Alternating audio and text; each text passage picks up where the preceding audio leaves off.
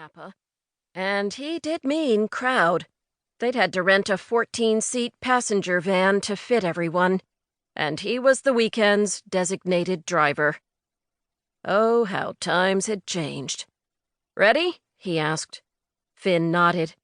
Prue was bouncing up and down in her seat with excitement. Willa, her BFF, was doing the same. Keen, Willa's boyfriend, opened the door for everyone to tumble out. It was 2 weeks before Christmas, and the rolling hills of Napa Valley were lined with grapevines for as far as the eye could see. Not that they could actually see them right now.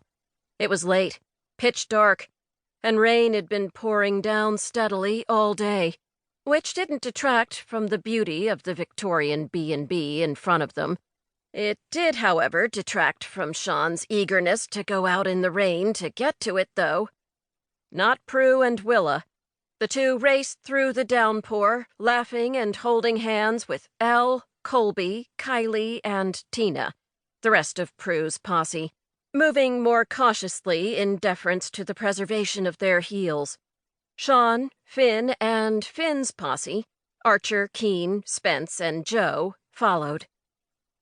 They all tumbled in the front door of the B&B and stopped short in awe of the place, decorated with what had to be miles of garland and lights, along with a huge Christmas tree done up in all the bells and whistles. This place could have passed for Santa's own house. Collectively, the group oohed and awed before turning expectantly to Sean.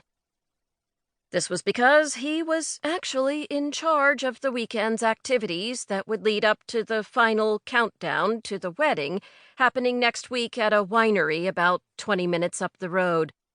This was what a best man did, apparently. Take care of stuff. All the stuff. And that Finn had asked Sean to be his best man in the first place, over any of the close friends with them this weekend, had the pride overcoming his anxiety of screwing it all up. But the anxiety was making a real strong bid right at the moment. He shook off some of the raindrops and started to head over to the greeting desk, and 12 people began to follow. He stopped and was nearly plowed over by the parade.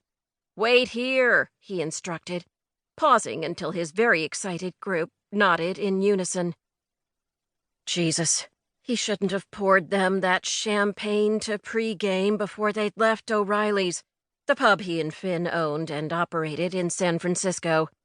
And that he was the voice of reason right now was truly the irony of the century. "Stay," he said firmly, and then made his way past the towering Christmas tree lit to within an inch of its life, past the raging fire in the fireplace with candles lining the mantel, to the small, quaint check-in desk that had a plate with some amazing-looking cookies and a sign that said, "Yes, these are for you. Welcome." "Yum," Prue said, and took one for each hand. She hadn't stayed, and neither had Finn. They both flanked Sean, munching on the cookies. A woman sat at the check-in desk with a laptop, her fingers a blur, the tip of her Santa hat quivering as she typed away. She looked up and smiled as she took in the group. That is, until her gaze landed on Sean, and she froze. He'd already done the same because holy shit. "Greetings," she said, recovering first, and so quickly that no one else seemed to notice as she stood and smiled warmly at everyone but Sean. "Welcome to the Hartford B&B. My name's Charlotte Hartford, and I'm the innkeeper here. How can I help you?" Good question.